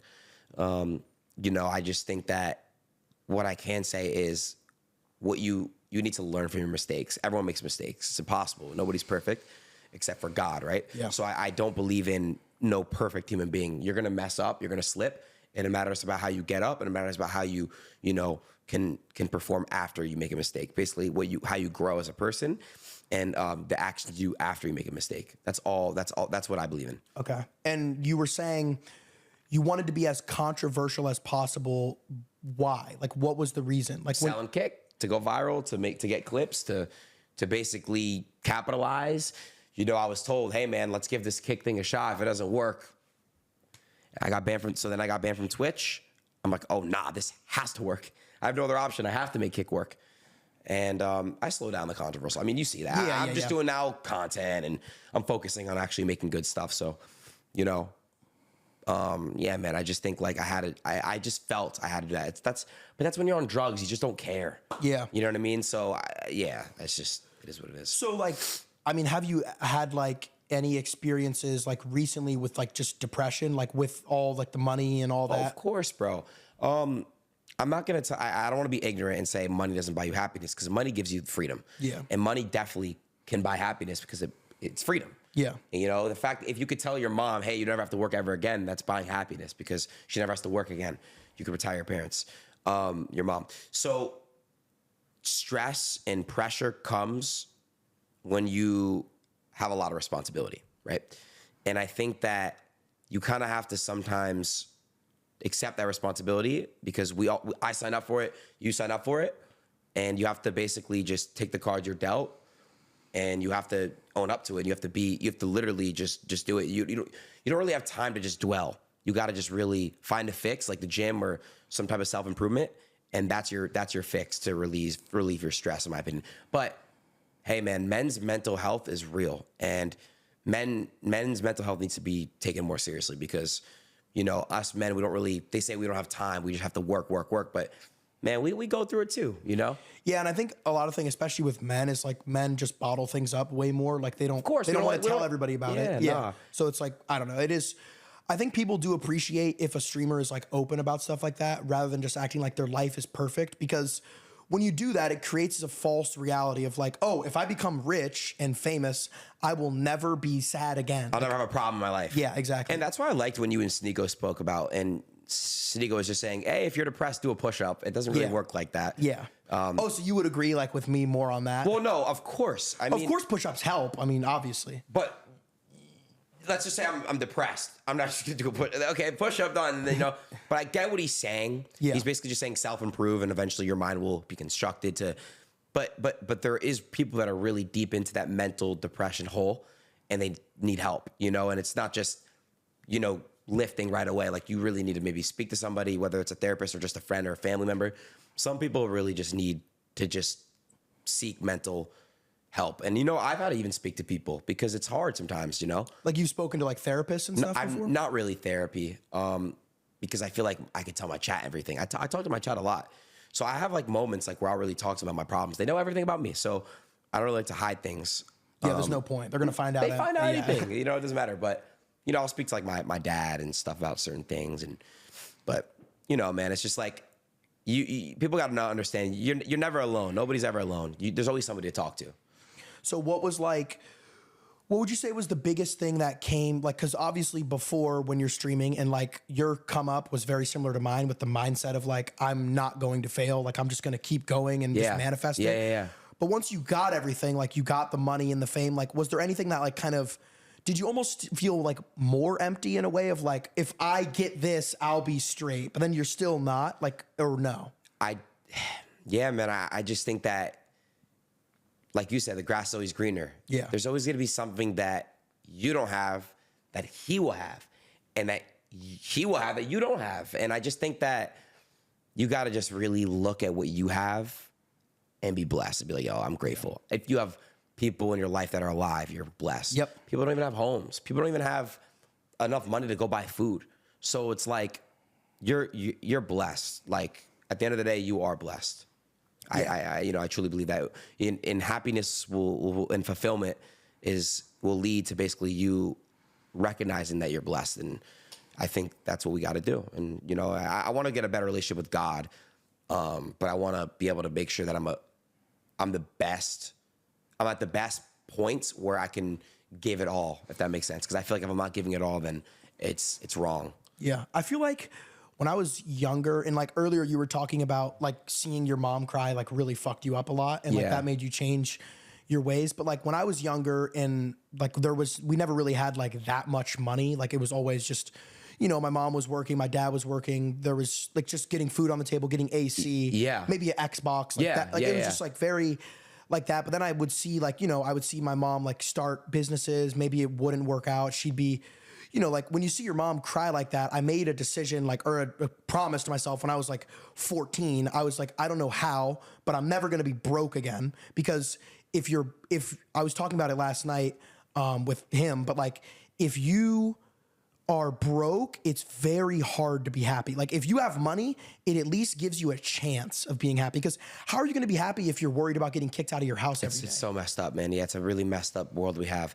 It's like you have people, you know, I say all the time, bro, people like are struggling to pay rent and eat. They have to worry about if they're going to get kicked out next month, like you just said. So it's like, but then you got people making billions of dollars. Yeah. It's like, make that make sense. I agree with you, what you just said. I think that how could you even worry about being happy when you have to worry about where this next paycheck's going to go? Yeah, if you can have the lights on tomorrow, like it's very hard. Yeah, it's very difficult. And I mean, I don't know. Yeah, I think like it all just comes full circle, but especially like for us, our job is just literally clicking a button. And like, I know, yeah. Like, yeah, it's hard to like do, but like it's, you know, fuck. Like there's people that are literally working like their hearts out just to keep food on the table. Like, I know. And I'm just streaming. You know what I mean? I know. We have it good, man. We have a very, very good. Yeah. And, you know, I hope that everyone can achieve success and get rich and take care of their people. That's my goal. I mean, sorry, that's my message to everyone. I pray everyone gets it, you know, a taste of this. And if you just work really hard and you put the hard work and the energy, especially the energy and the manifestation, I think people will achieve their success. Yeah. How did you first meet like Andrew Tate? And do you think he helped you like with like guidance in that whole world of just money, fame? I met Tate through I saw a TikTok, and I just DM'd him On like Twitter or something? Instagram. He replied? Yeah. Wow. This is when he had like, I think under 1 million followers. I think it was like 500, 300K. Oh, so you were pretty early to it. Yeah. Me and him, the stream we did, he blew up insane from that because so many clips. This is before he was banned on TikTok, YouTube Shorts, TikTok, all that stuff got clip. That was like a big blow up moment for him. Then we kept running the streams. Then I met him IRL. We just did one recently, actually. Yeah, I saw that. Yeah. And, you know, he's talked to me off camera about that. And he's like, you have something that I don't have, Aiden. You're relatable to people. And he's like, I just want you to basically teach people the right message. And I basically was just like, I understand, but people don't watch me for financial advice, bro. I feel like if you're looking to watch me for financial advice, when I'm very not all there when it comes to like certain stuff, you're in the wrong place. I think if people want to make money and learn about the world and stuff, they got to do their own research, because how am I gonna have all the knowledge of the world and how it works and stuff? I don't know anything. Yeah. About that stuff. And like the other thing, I think he sees it in a good lens of like, he knows your audience is younger, and like, because like when we were in school, bro, you don't learn, like the last thing they teach you about is how to like manage money. They teach you about fucking Pythagorean theorem and how many planets there are. Like, it's ridiculous.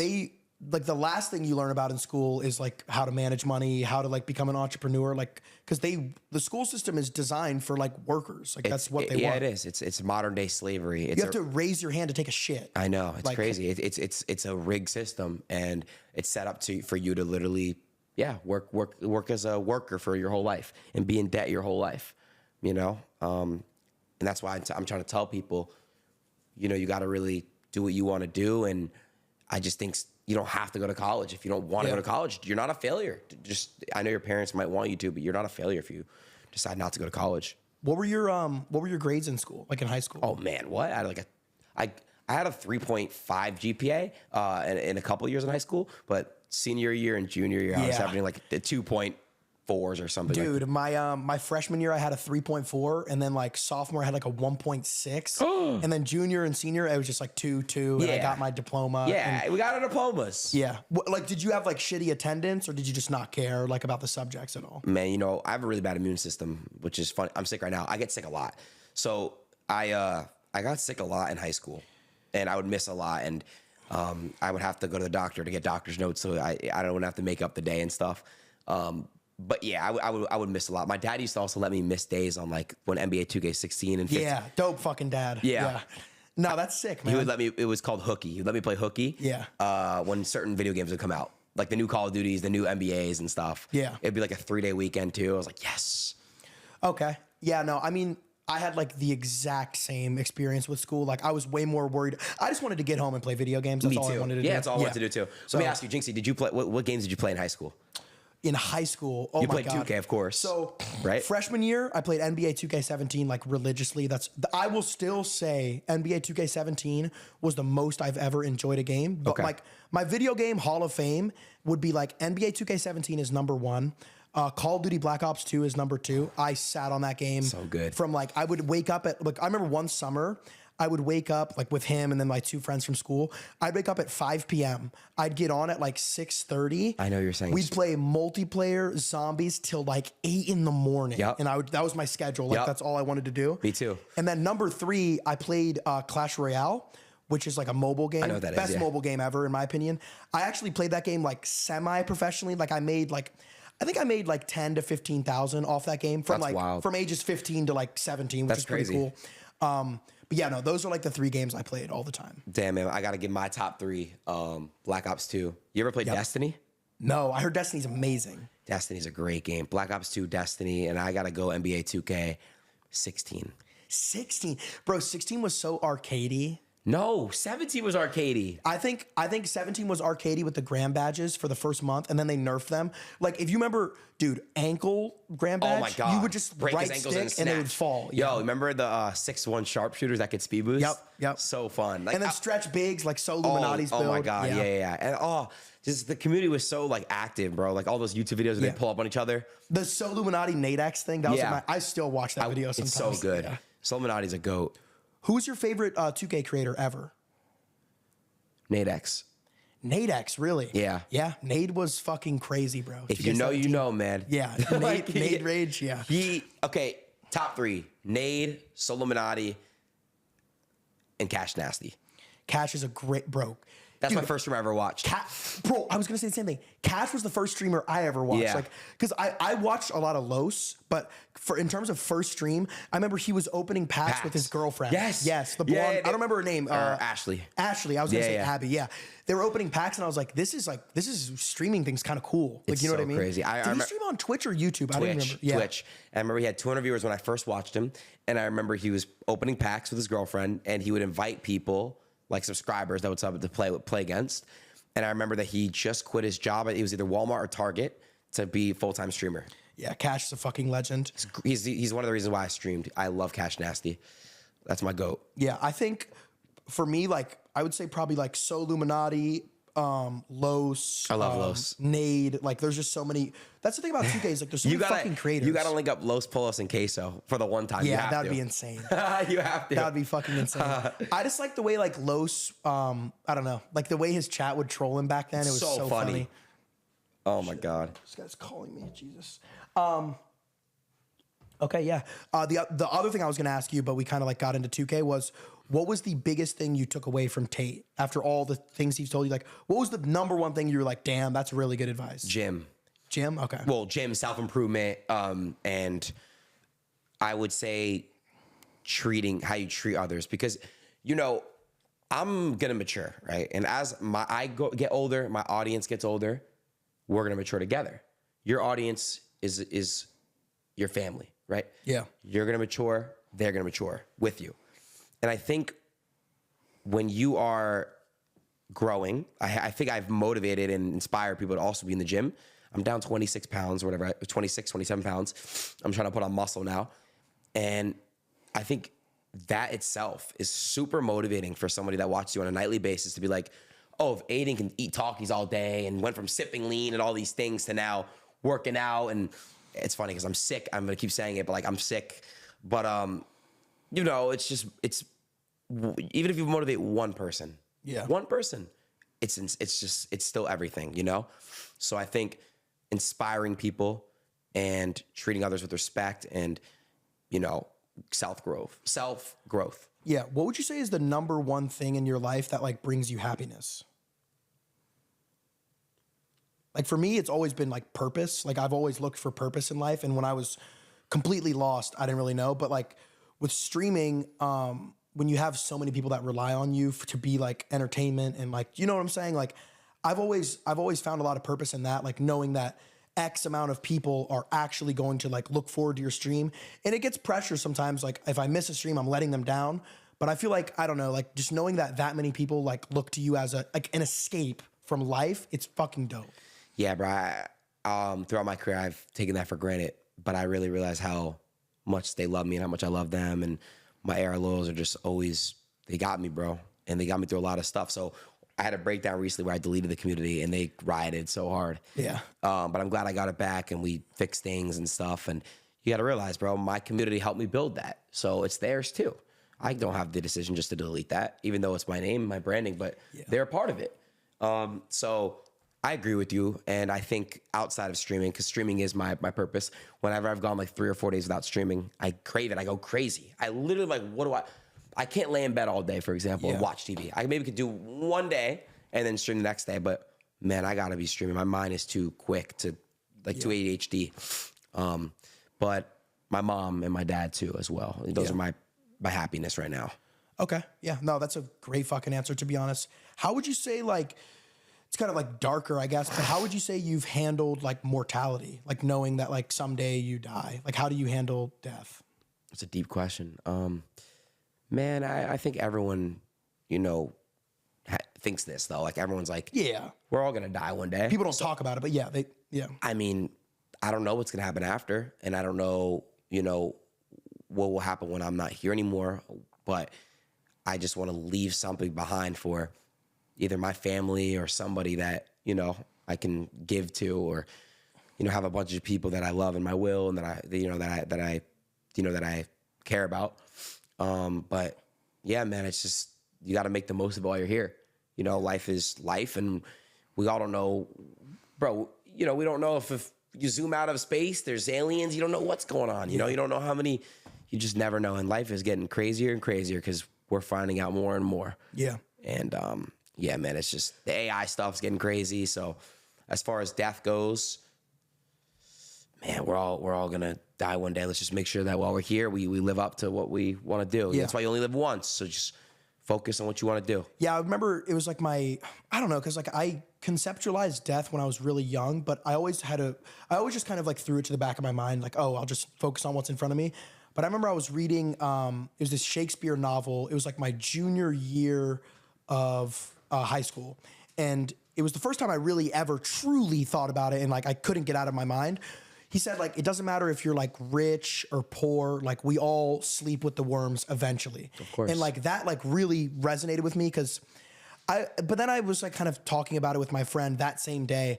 And he said, it's kind of, life in itself is beautiful in the sense that it is limited. Like, could you imagine if we just lived for eternity? It would get like kind of weird. Like, it'd be like, we're just kind of mindlessly what are we doing roaming the earth. But like, I feel like if you know you're only going to live for 70, 80, 90 years, you want to make the most out of it. And like you said, that's something I've thought about too, is like just leaving something behind that like you're truly proud of. And if you truly make people's lives better, like being able to know you can set up your kids, set up their kids, like that's really cool. You know what I mean? Yeah, but I would do it in a way where I'm not ruining them too. I feel like if you throw a lot of money at a kid, they're going to be... you'll ruin them, bro. They're going to be handicapped their entire life mentally. They're not going to know what to do with their lives. If you give... Let's just say you're born into money and you're spoiled where you could buy everything you want. It's going to ruin your perception of life. I mean, I love to bring this up because look how LeBron raised Bronny, right? Yeah. It's a perfect example. That's how you raise somebody with LeBron is the greatest basketball player of all time and he's all his money and stuff. But in my opinion, I've known Bronny for years. He's a great person. And I feel like LeBron raised Bronny correctly. Like, it's just like... Bronny's a great fucking kid. He's a good person, bro. He's a good kid. Yeah, he's a really, really good person, bro. So it's like, it all matters about how you are as a parent. That's why, like, there's so much hate in this world, bro. And I just feel like if parents can just kind of get more involved and steer their children to just not hate and love, you know, I feel like the world would be better. But, man, there's so much hate in the world. Yeah. At what time in your life do you think you would quit streaming and just go offline, never like really return? Like, do you have you ever thought about that? Like when you'll stop? Man, it's hard, Jynxzi. It's fucking hard, bro. It's hard to think about. Yeah. Because I love it and still, and you know, I'll tell you, you know, I don't have obviously the hunger I had in 2021. Yep. But I still have hunger in me to still do cool stuff. And, you know, I don't really know the answer to that question. I'm having fun right now, and I still want to continue to do it. And I want to build businesses. I want to build up Kick. I want to build up some other stuff. So I want to build stuff up. Yeah. When you talk about your, it's like we were talking about it like an hour ago, but when you talk about your 2021 hunger, like what was that like beast inside of you of like, what was your like day-to-day like? Like what was your thought process? What were you doing every day? Because that was like one of the greatest streaming primes ever. Yeah. Like that 2021 Adin era was fucking insane. I would wake up, eat, hang out with my ex, stream every day. Well, I don't even think it was every day. I would actually just like look through Instagram and just try to like find out what's going viral, what's trending. Yep. And then I would just basically like try to like DM this person, DM that person, and do everything I can to get a hold of this person, that person. And I made it happen. And that was it. The hunger was basically just knowing how to follow trends and like capitalize on it of like, this person's hot. That's what I did, but the hunger, my motivation was my parents. Yeah. I wanted to make sure they were set for life. Yeah. And I did it, and yeah. Okay. So now my inspiration, hunger, and motivation is inspiring others and giving opportunity to others. So yeah. Where do you see, I guess like, where do you see Kick in like 5 years? It's a hard question. Very hard because it's just starting. But I'll tell you, man, I think that if I can sign these next 3 people, you're gonna see Kick surviving some more time. Now, I think that it's hard, man, because I don't even know where streaming's gonna be in 5 years. Yeah. For sure. But what I will tell you is this: that Kick is doing great. I want to sign these new people. And I want Twitch to keep making updates. See, did you hear about Twitch taking out Twitch Prime subs? I haven't like heard about that. I've heard people like rumor about it, but I don't know if it's like a true thing or not. What is your opinion if Twitch takes out Twitch Prime subs? If Twitch takes out Twitch Prime, it would definitely like hurt the platform. But I feel like I don't know. I don't know if it's true or not. I heard they want to take out Twitch Prime and make creators run more ads. I honestly, I have no idea what's going to happen to Twitch Prime. I don't think it would get removed because it's like a staple of Twitch. But I think the big reason what keeps creators on Twitch is just ads, like ad revenue. You know what I'm saying? It's so good. Because I mean, you remember like you had like a crazy ad deal. I was making almost $1 million a month just off ads, which is nuts. Are you shitting me? I swear. That was my biggest, and That's insane. That was when I was averaging like 50,000 viewers. Fuck, man. Yeah. I had the biggest ad deal. It was like, well, other creators had it too. But yeah, man, I just think like Kick right now, they want to focus on making the platform like really good to interface and stuff. And then we just want to go for everyone. Yeah. We want you. We want everyone. So fucking Speed, Kai, we want Queso, everyone. Sketch. Everyone come on over. That's the goal. Yeah. But what, like you said, you made like $1 million in 1 month off of ad revenue. And like, this is kind of interesting to talk about because I feel like when most people look at streamers, especially on Twitch, they kind of are like, oh, they have this much subs, let's times it by this. That's how much they make. But like, once you are a streamer where you're over that like 10,000 viewer threshold, like a lot of your money is ad revenue. Like, and people don't really know that about streaming. Like I don't know. I guess they think ad is just a part of Twitch. But like for you, what was the most you've ever made in a single month off of like Twitch ever? Twitch total? Twitch in a month. I think like a little, like $1 million and something, like 1.2 maybe. Yeah, that's fucking insane. Yo, Jynxzi, why have you, wait, what's your all-time sub count? Like peak? Peak. 170, like 8 or 177, something like that. What are you at right now? 175, I think. Why don't you do a subathon? The thing is, if I'm gonna do a subathon, which I was thinking about doing it, I need to have like shit planned for the whole month because I don't just want to wake up and like play games for a month. Like, you know what I'm saying? They're gonna have expectations. Like the way Kai set up his subathon was fucking beautiful. He had a guest every day. If I could line up like 25 guests, maybe have 5 Discord streams, I could do it.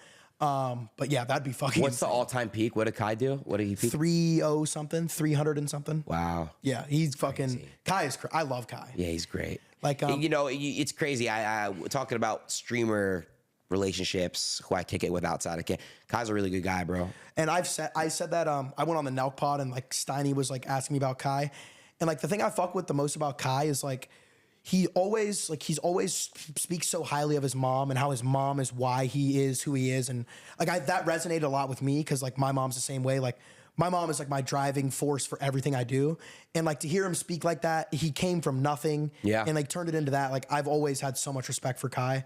He's like probably one of my like favorite streamers. Bro, ever. he's such a good human being, bro. Yeah. He's just such a and he has good that soul. aura, like that vibe of like he boosts your fucking mood if you're around him. He's you know just what I mean? a great fucking soul, man. He's a great person. I love him. Speaking of Kai, we're going to Jamaica. I'm excited for that. We gotta figure out some ways to you gotta do our stuff, man. Yeah, I mean, bro, if you just need to get unbanned on Twitch, bro. I'm gonna tell you right now, I was having a debate with Top. If you and Kai both were in a group chat with your reps, let's get Adin unbanned. There's no way they're saying no. There's no way if you two are like, let's get Adin unbanned on Twitch. No way. I mean, I don't know because they definitely like. You know how I got banned, right? How did you get permanently banned? Unmoderated chat on my screen. Because did you have your kick chat pulled up while you were streaming on Twitch? Yeah, it was unmoderated, but I mean, like, it was for like a second, and that's not really supposed to be indefinitely suspension for that. But I mean, I dug the hole deeper for sure for what I was saying and stuff. But you know, that was back when I was on lean. Twitch, give me another chance, man. Dude, for real though, I respect that platform because at the end of the day, look, man, I came up off Twitch, and you know, at the end of the day, my friends are still on there. My buddies are still there putting in the work, and that's their shit. So I'm not here to talk crap about Twitch. I'm here to work with Twitch. I'm here to work with my buddies. I want to collab and make both platforms bigger, make streaming bigger as a whole. I think if they unban me and I can collaborate with Jynxzi and Kai and Sketch, you know what I mean? And Queso and stuff, like it's going to make streaming bigger. Yeah. So it's just a thought. I wanted to like kind of, because you started off on gaming and you talked about how you branched out from gaming, but like you were kind of like, I would say the first like gigantic streamer that kind of just did full cam, like full face cam. Oh yeah. Yeah. What, like, did you feel like you were like taking on a risk with that? Because it's not even just that you had rappers on. Like you would have some nights where it was Banks and Mike and you guys were just talking, and those streams were dope too. Yeah. It's like, because you kind of, I would say, I've said this before, but you made streaming like more of like mainstream thing, because before you, the biggest streamers ever were like blowing up on Fortnite, like Ninja, Tfue. Yeah. Like it was like you kind of just blew up with a game, but you kind of made it to where it was more consumable for people who don't play games. And like, what was, because that was kind of genius. And what was your mindset on like that specifically of full cam, have guests on, turn it into like a TV show kind of? Man, just understanding like that I have to basically do stuff that nobody's ever done before. Yeah. You know, I never thought in the back of my head it's gonna fail. I never thought in the back of my head like, oh wow, this is not gonna work, because I knew it was gonna work. I just like nobody's doing that. Nobody's doing this. And I think like somebody that I can always, you know, give my flowers to is Rice Gum. Like that's just somebody that I've always kind of been inspired by.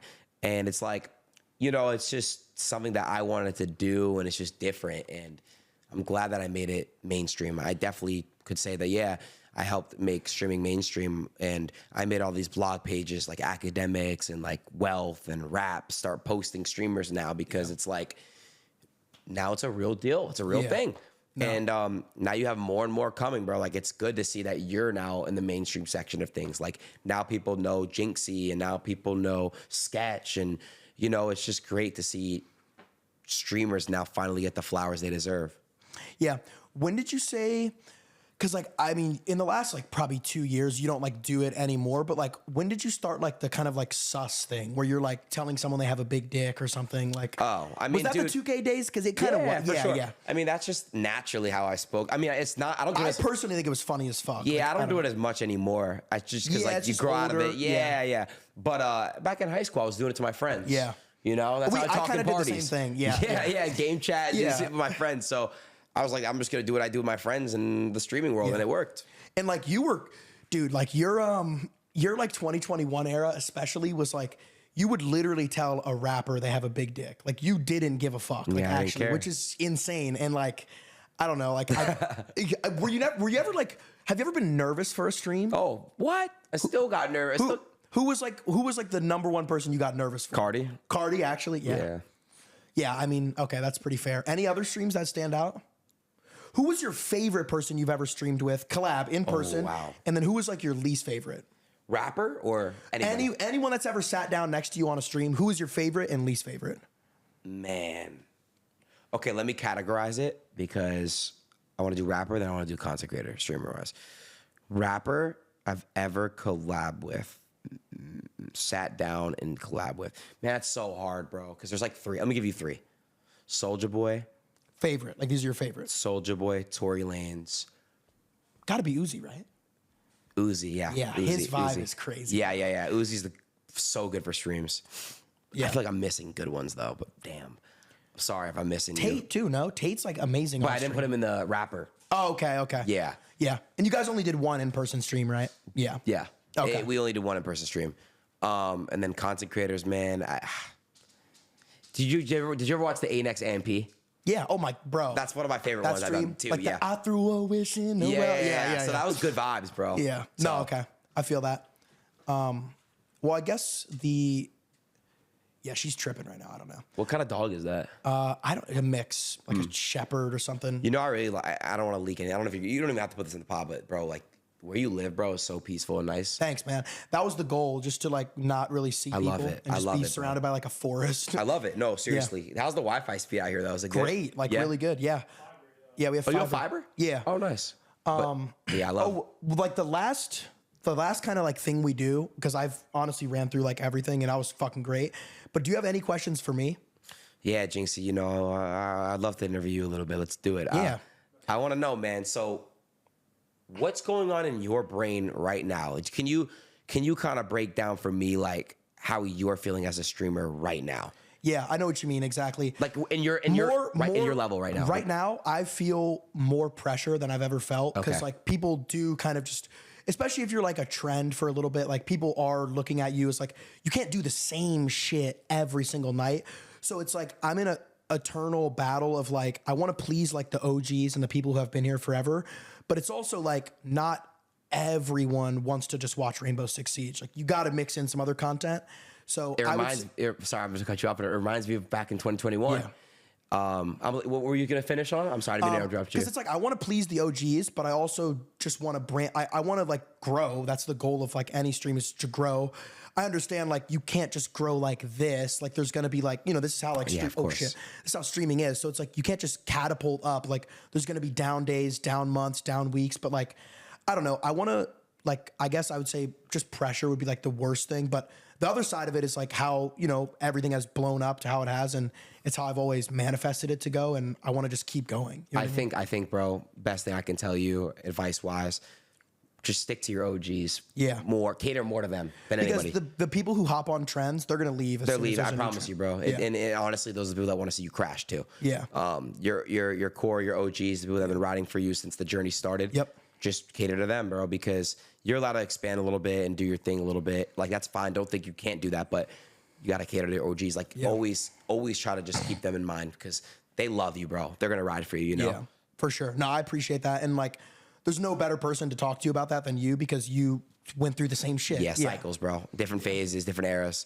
And then I also, one thing I will say is, you're in a serious relationship with your girlfriend now? Yeah. It's serious? I mean, I don't know how she feels about it, but back when I would do content with girls, they used to love that too. So maybe do more content with her. Well, I don't know because like I feel like if we do that, it's just gonna be like I don't know. It's gonna be back into like the cycle of. Is it it's very serious relationship? Like you guys take it seriously? I mean, yeah. Like okay. It's like just starting, but yeah. So I mean, also it can mess things up. The internet, if you get stuff involved. The internet could mess things up. Yeah. So yeah, you got to just keep that in the back of your mind. But yeah, bro, I just think cater to your core. But yeah, keep expanding, bro. You're doing great. You're killing it. Thanks, man. Yeah, of course. I appreciate it. And like, as you know, like you're one of the only streamers that I've literally watched forever. Like, I don't even know if you know how plugged in I am, but like, I remember you were talking about how like sometimes your OGs and shit or like chatters will piss you off. I was in your stream one night where like you were doing something, people were complaining about what you were doing, and I remember I was in the stream. You made like a burner Twitch account and streamed like AR-15 or whatever. Yeah. And I like went to that account. I was watching the stream like you're playing like COD because people are like we don't want to see or CS:GO. People are like we don't want to see CS:GO. You're like I'm gonna do what the fuck I want to do because like at the end of the day it's my stream. Yeah. You know what I'm saying? So I'm very plugged in, and I've fucked with you literally forever. Appreciate you, bro. Yeah, no, it's mutual. I love what you're doing.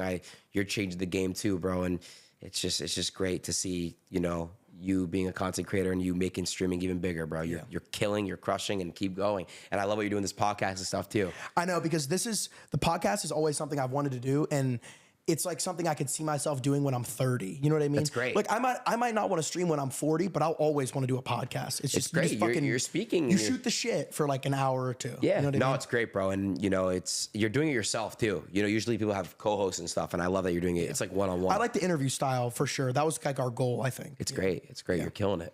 Thanks, man. Well, is that like everything you got? Because this was a banger episode. I'm not gonna lie. People are gonna fuck with this. Yeah, bro. yeah, this is a good one. I felt it too. This is a great one. Let's see what else.